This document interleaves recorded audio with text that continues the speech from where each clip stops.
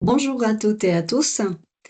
Et j'ai fait un stage international d'été en didactique de FLE à l'Université catholique de Louvain-la-Neuve, en Belgique. Ça, c'était grâce à une bourse de l'École Prof et au soutien de l'Université de La Salle. Donc, je vais vous présenter 5 webinaires. Et aujourd'hui, je vais vous présenter le premier, que c'est la francophonie en pratique, pourquoi et comment. Et moi, j'ai intitulé cette présentation pour une francophonie vivante. Et mon objectif, c'est de vous raconter un petit peu ce qu'on a travaillé là-bas, dans l'université, et vous donner des fiches pédagogiques, des matériaux, des outils pour la classe. Voilà. Donc, ce module, et la professeure Geneviève Géron, elle l'a appelé la francophonie en pratique. Pourquoi?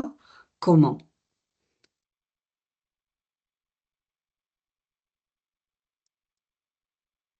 Et elle est Madame Géron et depuis 2016, elle se consacre aux études de linguistique et un dictionnaire qui sont créés. Et voici, nous voyons ces magazines de 2016. Et ça, c'était de 2018. Et ça, c'est un article autour de la francophonie. Le français, une langue polymorphe et polycentrique dans un monde plurilingue. État des lieux dans l'enseignement du FLE. Ça, c'est de 2004, de 2024, pardon. Et voilà. Donc, ça, c'est l'introduction que Madame Geron elle a proposée. Et elle fait une comparaison entre les raisons pour étudier l'anglais et le français, et d'après quelques étudiants qu'ils sont interrogés. Donc, elle nous dit, contrairement à l'anglais, le français persiste pour des raisons historiques à n'identifier qu'à un seul standard dont les locuteurs résideraient à Paris. Étudier les variétés de français, c'est se préparer à sortir du manuel pour arriver à Paris ou en Afrique. Initier les apprenants à différents accents, mais aussi à des variations syntaxiques ou lexicologiques. C'est faire partager le caractère réellement international de la langue française dans toute sa diversité et dans toute sa richesse. Et alors, elle nous a fait cette activité, que c'est très intéressante. Vous pouvez aussi la faire avec vos élèves. Si j'étais un pays francophone, présentons-nous le prénom et les pays, prof de FLE. Si j'étais un pays francophone, une couleur. Si j'étais un pays francophone, je serais une couleur, une taille, un plat, un personnage célèbre et ne pas donner le nom du pays. On va penser un nom du pays francophone et on va se présenter comme ça. Au fur et à mesure des indices, celui qui pense reconnaître le pays le nomme. Donc, nous, dans les stages, on était avec des professeurs de différentes nationalités. Alors, c'était une richesse culturelle, linguistique incroyable. Nous aussi, ici en Colombie, nous pouvons le faire avec nos élèves. Ça, il faut décider si on le fait avant de présenter la francophonie ou après. Et c'est comme ici, par exemple, et, par exemple, quand on fait un quiz, on voit si on les présente avant pour savoir quelles sont les connaissances qui ont les élèves ou après d'avoir présenté et travaillé les sujets. Voilà. Donc, Madame Géron, ça c'est le plan qu'elle nous propose. La francophonie dans son ensemble, la francophonie en Europe, la francophonie en Amérique et en Afrique et la francophonie en classe de FLE. Ça, ce sont les objectifs du module. Donc aujourd'hui, comme c'est la Journée internationale des professeurs de français, on a décidé de faire ces webinaires, mais les faire un peu plus courts, parce qu'on veut partager avec tous les professeurs qui seront dans notre bureau. Et c'est pour cela qu'on va faire un peu vite. Et alors, j'ai cherché parmi tous les matériaux que Madame Géron nous a partagés, les plus importants, les plus pertinents pour notre pays. Et alors, je vais vous partager avec vous toutes ces activités et tous ces matériaux qu'elle nous a offerts. Donc, les objectifs de tout le module sont identifier des situations francophones différentes et leurs caractéristiques en Europe, en Amérique et en Afrique. Réfléchir sur le concept de francophonie avec majuscule et francophonie en minuscule, les normes. Prendre conscience du français enseigné comme professeur de FLE, aiguiser notre sens critique par rapport à ce que l'on trouve dans les manuels, comprendre les atouts d'une démarche francophone, pointer les précautions à prendre, intégrer la francophonie dans les activités d'apprentissage et partager nos expériences francophones en cours de FLE comme langue étrangère, français langue étrangère ou français langue seconde. Et mon objectif, c'est de vous partager tous ces matériaux et ces expériences que nous avons eues en juillet, août de cette année avec mes collègues professeurs de français. Et voilà, donc c'est ça que je vous disais avant. Quand est-ce qu'on fait un quiz? On le fait pour savoir quelles sont les connaissances que les élèves ils sont déjà, ou pour leur motiver, ou pour leur expliquer. Donc, c'est comme vous voulez. Comme je disais, on peut le présenter après qu'on a étudié les sujets et ça peut servir aussi de motivation pour voir quels sont les acquis. Et Madame Géron, elle nous a préparé un quiz qui était sur la plateforme UCLine. Et donc, elle n'était pas disponible sur les matériaux qu'elle nous avait donnés. Alors, je me suis dit, on va être déçus. Qu'est-ce qu'on va faire? Donc, je suis entrée sur Kahoot et j'ai trouvé ces quiz qui étaient, euh, qui étaient bien pour le préparer avec nos élèves. Mais après, j'ai trouvé les quiz sur un Word que Madame Geron, elle nous avait préparé, on avait fait avec tous les collègues. Et voilà. Donc, on a quelques informations en général de la francophonie. C'est la 5e langue. Il y a 321 millions de francophones et 250 millions de locuteurs quotidiens. Et alors, il y a Mushika Wabo qui dit le centre de gravité de la francophonie se déplace vers le sud. La langue française est de plus en plus une langue africaine. Donc ici en Europe, et il y a moins de population. Alors on prévoit qu'après en Afrique, il y aura un peu plus de locuteurs. Et c'est pour cela que le centre va se déplacer. Et voilà, ici, Madame Géron, elle nous a mis la source, des, c'est de l'Organisation internationale de la francophonie. Et parmi ces 144 millions d'apprenants en français, il y a 93 millions d'élèves et étudiants qui sont scolarisés en français. Et il y en a 51 millions qui apprennent le français comme langue étrangère. Donc, nous sommes parmi ces 51 millions d'apprenants. Ce sont nos élèves, c'est à qui nous les apprenons la langue. Et voilà, ça, ce sont les chiffres issus de l'Observatoire de la francophonie. Et maintenant, elle nous a fait travailler en groupe. Elle nous a dit listez les pays et aux régions francophones dans le monde. On a travaillé un petit groupe de différentes nationalités pour voir nos connaissances préalables. Et alors, quand elle nous faisait travailler en groupe, elle organisait toujours un gardien du temps. Vous savez, les élèves, ils s'amusent, ils discutent, parfois en français, parfois dans leur langue maternelle. Il faut leur donner un temps. Ça, c'est très important. Et il faut choisir un secrétaire, un rapporteur, il va faire le porte-parole après dans chaque groupe, et un régulateur de la parole. Donc, on va leur demander, et c'est à qui le tour.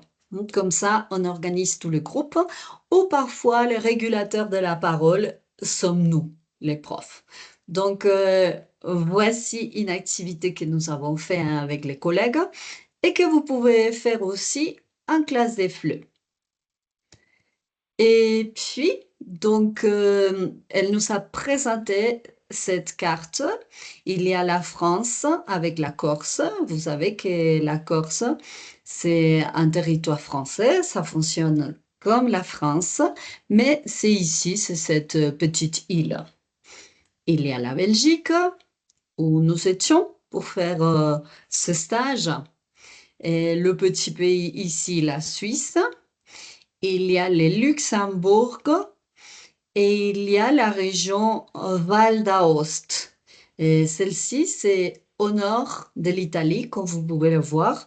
Moi, je ne la connaissais pas. C'est une région autonome et elle est près de la frontière de la France et de la Suisse, comme vous pouvez voir ici dans la carte. Et ils ont aussi d'autres langues régionales. Et c'est intéressant de connaître, c'est une région très belle avec des montagnes et des forêts. Et puis, il y a ici au Canada et la province du Québec, c'est le français langue officielle, et le Nouveau-Brunswick, Saint-Pierre-et-Miquelon, la Louisiane, c'est aux États-Unis, Haïti, Saint-Barthélemy, Guadeloupe, Martinique, que c'est les Antilles françaises, et la Guyane française. Et en Afrique, voici tous les pays. Donc, elle les a classifiés en couleurs. Ici, vous voyez en jaune, il y a le Maroc, l'Algérie, la Tunisie, l'Égypte, le Liban, la Syrie. Et puis, il y a les autres pays d'Afrique et il y a les îles, les Comores, la Mayotte, le Madagascar, l'île de la Réunion et les Seychelles. Donc, tout ça avec une variété linguistique et culturelle très, très riche. Voilà, donc nous pouvons faire cette petite activité d'introduction générale pour parler de la francophonie avec nos élèves et connaître un peu plus. Et aussi, il y a la Polynésie française, Tahiti, les îles Marquises, la Nouvelle-Calédonie, Vanuatu, Wallis et Futuna, et le Laos, le Cambodge et le Vietnam. Nous étions avec une camarade vietnamienne et elle nous a raconté que le Vietnam, qu'au Vietnam, le français est devenu une langue d'enseignement. Voilà, donc comme on évolue ces pays dans l'enseignement de la langue française.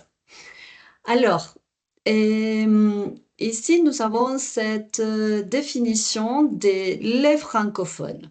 Ce sont toutes les personnes qui maîtrisent la langue française pour être à même de l'utiliser pour communiquer, parler ou comprendre, et ce, quel que soit le niveau ou la maîtrise d'autres compétences comme l'écriture ou la lecture.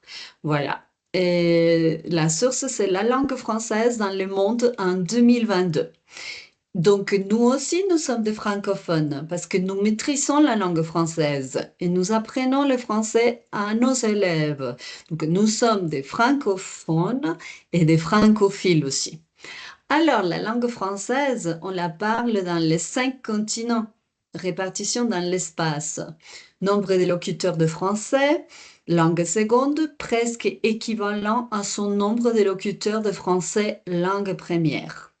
C'est une langue internationale, malgré une extension limitée en tant que langue première. Le français a un statut privilégié. Les fonctions dans certaines organisations internationales, dans certaines régions, dans certains pays, dans les médias et sur la toile. Et comme on avait dit auparavant, il y a 144 millions d'apprenants, l'enseignement, la langue enseignée par 900 000 professeurs. Mais en pénurie, l'UNESCO annonçait dès 2020 qu'il manquerait 180 000 professeurs, notamment en Afrique. Comme on avait dit, le centre, ça va être l'Afrique grâce à la population, aux locuteurs. Donc, peut-être là-bas, on va être en pénurie de professeurs de français. Ici, elle nous a laissé la source. Nous pouvons consulter l'article sur le manque de professeurs de français en Afrique. Et on a fait aussi une autre activité sympathique, que c'est les enfants francophones dans le monde. Et c'est du journal en français facile, de RFI, Radio France Internationale. Et ici, je vous ai mis les liens.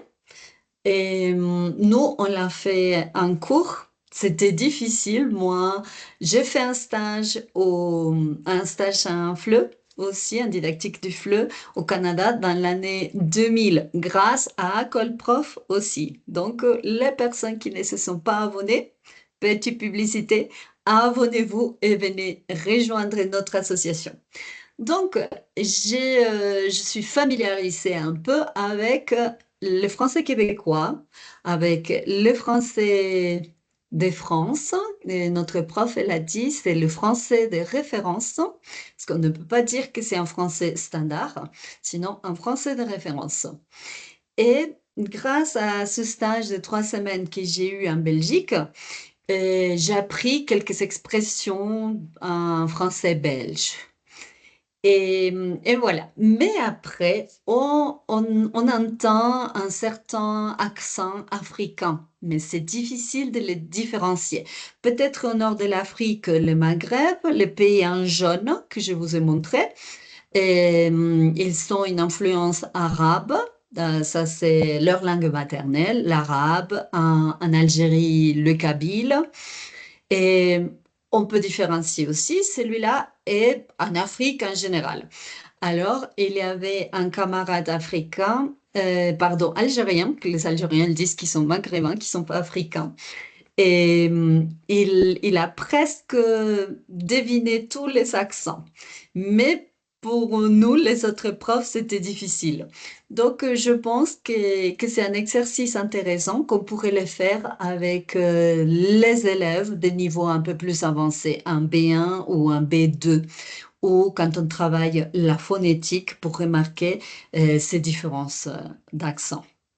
Par exemple, il y a le français suisse, il y a le français qu'on parle à Strasbourg, et que c'est un peu pareil avec l'accent allemand, mais moi, j'ai pas l'oreille très aiguisée pour remarquer ces différences.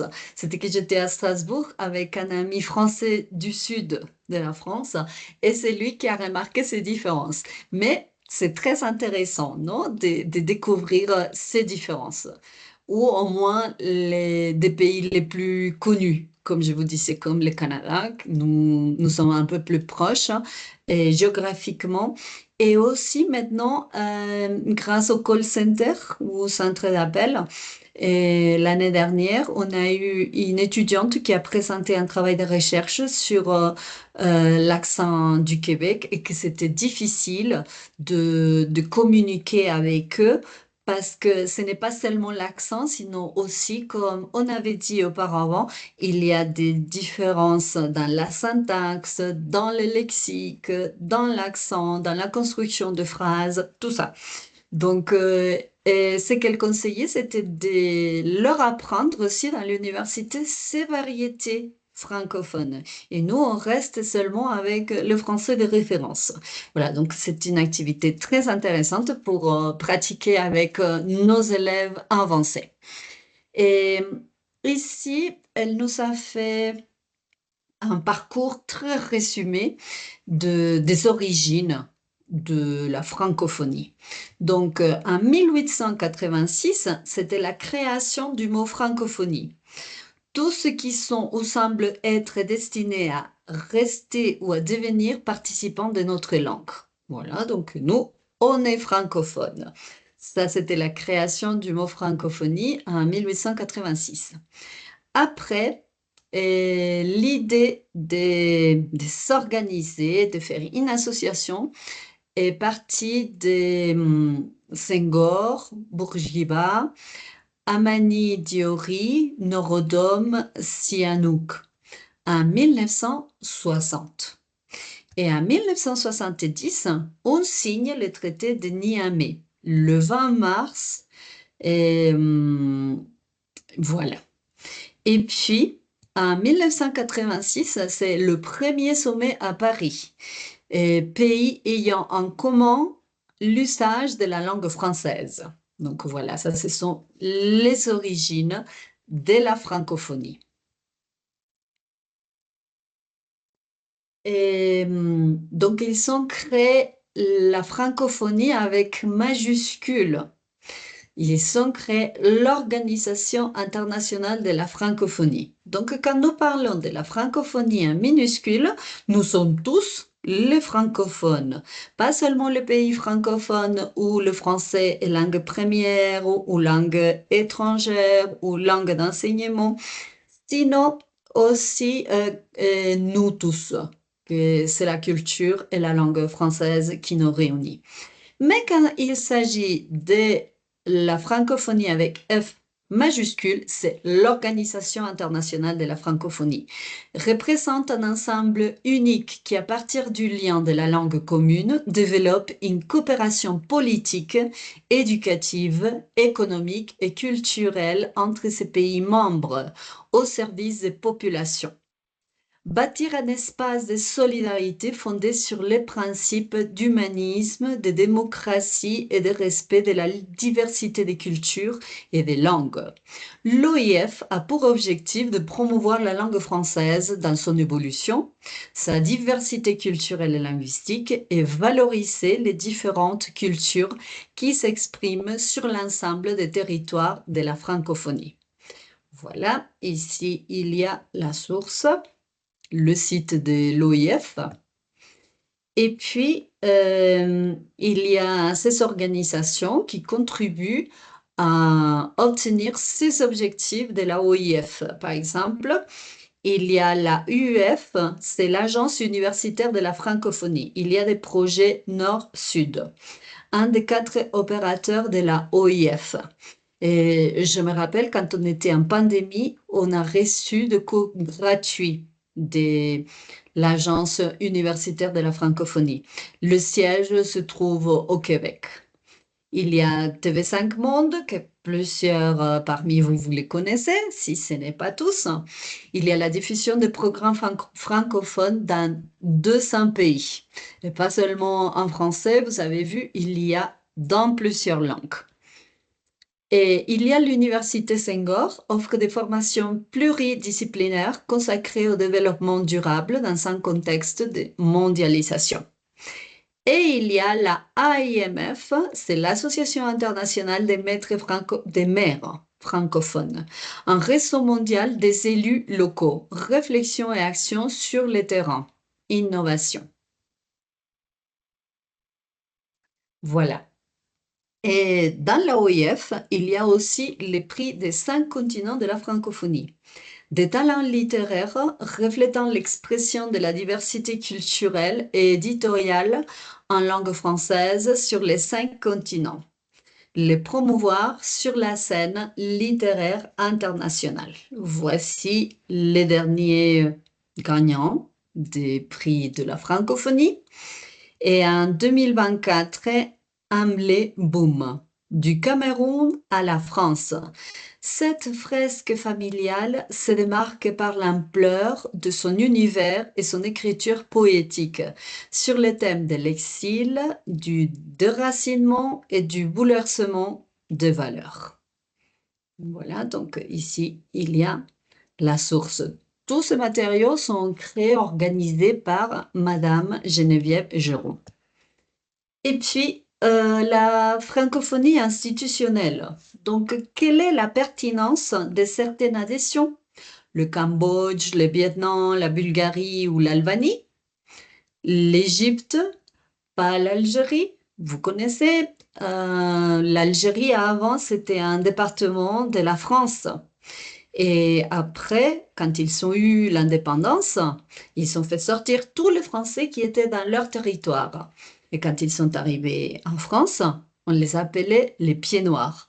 Alors, ça, c'est une histoire intéressante parce que les pieds noirs, ils n'étaient pas algériens, ils n'étaient pas maghrébins, ils n'étaient pas africains. Mais quand ils sont arrivés, on les appelait pieds noirs, qu'ils avaient un accent différent, qui, quelques-uns, ils étaient nés en Algérie, mais ils étaient français.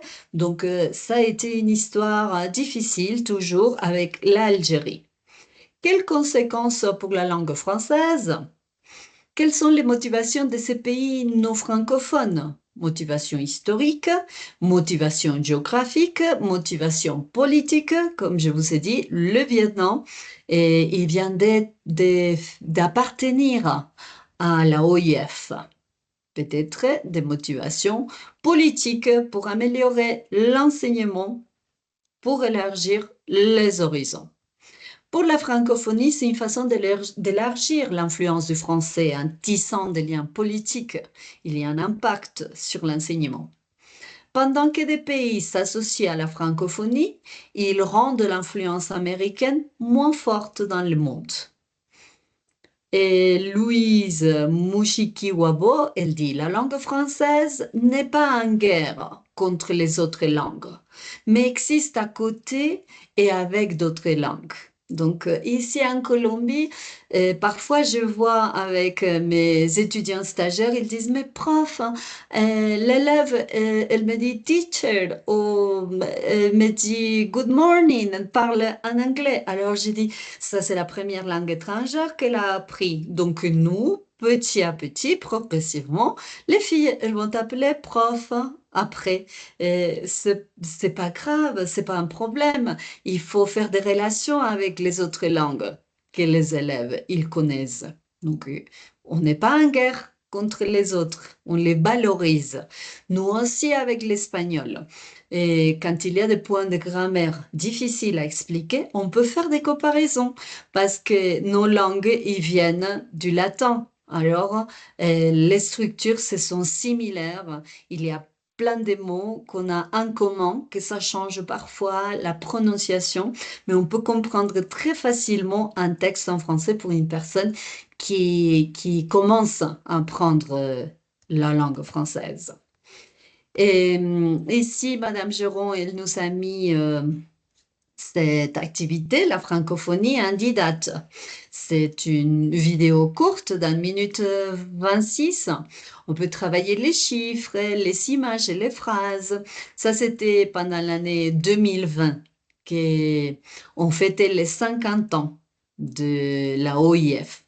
Voilà, et ici, je vous ai mis les liens. Donc, on peut le voir avec les élèves, on peut faire des débats, des discussions ou des exercices de compréhension orale. Ça dépend les niveaux. Et aussi, il y a le cartable numérique de la francophonie. Ce cartable numérique de la francophonie a été pensé et réalisé pour permettre à vos élèves et à vos apprenants de mieux connaître la francophonie en se familiarisant avec ses missions et en découvrant ses actions. Voilà, nous pouvons leur présenter aux adultes et les universités de l'AUF, l'Agence universitaire francophone. Peut-être ils pourront avoir une bourse, aller faire des études au Québec et connaître un peu plus.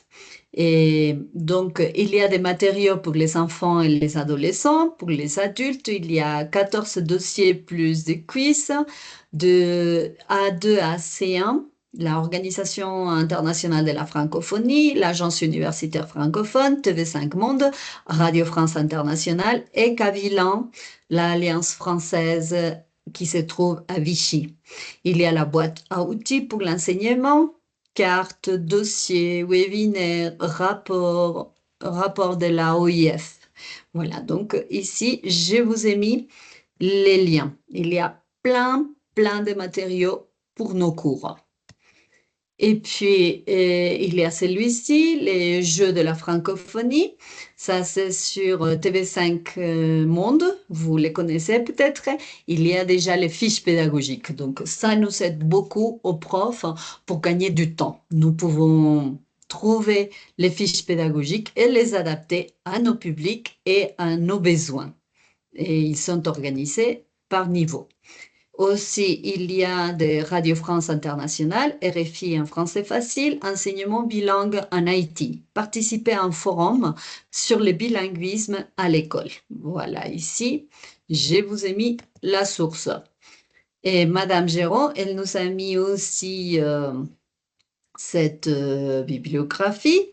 C'est la civilisation progressive de la francophonie des A2 à B1, des niveaux intermédiaires et des clés internationales.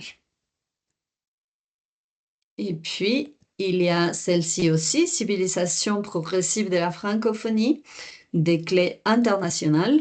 Et voici les sujets qu'on peut trouver dans ce manuel. Et comme nous avons tous, le 20 mars, c'est la journée internationale de la francophonie. Alors, cette année, en Belgique, et c'était la 30e édition de la langue française en fait. Ils ont fêté toute une semaine et ils ont créé ce livre, 10 mois, 10 mots pour la planète. Alors, ici, ce bouquet de mots a été proposé à des autrices et des auteurs qui ont tissé 10 nouvelles à partir de leur écosystème linguistique. Il et elle expriment ainsi toute la diversité de la francophonie et la richesse de notre planète. Le livret est aussi composé de définitions, d'une série de jeux et d'exercices pédagogiques réalisés par les Cavilam, Alliance française, les illustrations fleuries et délicates de l'artiste québécois Luc Mélenchon, combinées au travail de la graphiste française Laurie Esclapé, viennent enrichir le livret. Cultivons notre langue ensemble pour la planète. Et les cahiers pédagogiques des 10 mots, offrir aux corps enseignants des pistes pour libérer et développer la créativité linguistique des élèves, quel que soit leur niveau de lecture, débutant ou autonome. Et donc, elle nous a prêté ce matériel. Elle nous a offert ce matériel, Madame Géron. Donc, j'ai le livret et les fiches pédagogiques, les cahiers pédagogiques. Donc, on vous fera leur parvenir à travers notre présidente, Madame Edga Uribe. Et vous savez que nous avons un drive avec plein de matériaux. Alors, on va incorporer aussi ces matériaux que Madame Géron nous a offerts. C'est très intéressant pour motiver nos cours. Et puis, nous avons des outils pour la classe, la francophonie dans le monde de TV5. La francophonie dans le monde. Voilà. Là, vous voyez ici la Belgique, le mannequin PIS, et il y a plein de ressources. Il y a aussi Destination Francophonie, version 26. Ici, il y a les liens. Vous pouvez entrer sur TV5+. Et il y avait aussi une vidéo qu'elle nous avait montrée qui s'appelait la Louvière. C'était en Belgique. Et là-bas, il y avait un monsieur qui inventait des mots, créait des mots, avait des petites phrases, des petits poèmes qu'il offrait aux gens dans cette région de la Louvière. Donc, c'était très intéressant. Et il y a plein d'activités. Par exemple, ici, il y a les fiches pédagogiques sur TV5 et il y a plusieurs destinations, plusieurs fiches pédagogiques avec la vidéo, la fiche pédagogique pour le professeur, les exercices pour les élèves avec les corrections, il y en a tout. Et ici, il y a aussi des conseils pour la classe, des conseils de Michel Boiron. Michel Boiron, il travaille dans l'Alliance française des Cavilans Et il a donné un module dans les stages pédagogiques. Malheureusement, je n'ai pas suivi ces modules, mais il nous a donné une conférence aussi. C'est une personne qui adore enseigner et il dit que tous les éléments, toutes les ressources, il faut tout utiliser pour favoriser la communication avec nos élèves. Et ça, c'est l'aspect le plus important, de communiquer, d'échanger avec eux. Donc voilà, on peut, ici, il y a les liens de cette vidéo. C'est une vidéo courte, elle dure seulement 8 minutes. On peut écouter ses conseils grâce à toute son expérience comme professeur de FLE. Et voilà maintenant, pour la discussion, enseignez-vous la francophonie? Pourquoi est-il important d'intégrer la francophonie dans nos cours de FLE? Et comment pouvons-nous enseigner la francophonie sans tomber dans les clichés ou une représentation trop superficielle? Voilà, donc j'ai déjà beaucoup parlé. Maintenant, c'est votre tour. On vous écoute. Ça, ce sont quelques questions clés pour commencer. Mais si vous avez d'autres questions, suggestions ou remarques, n'hésitez pas à nous le faire parvenir. Et merci beaucoup pour votre attention.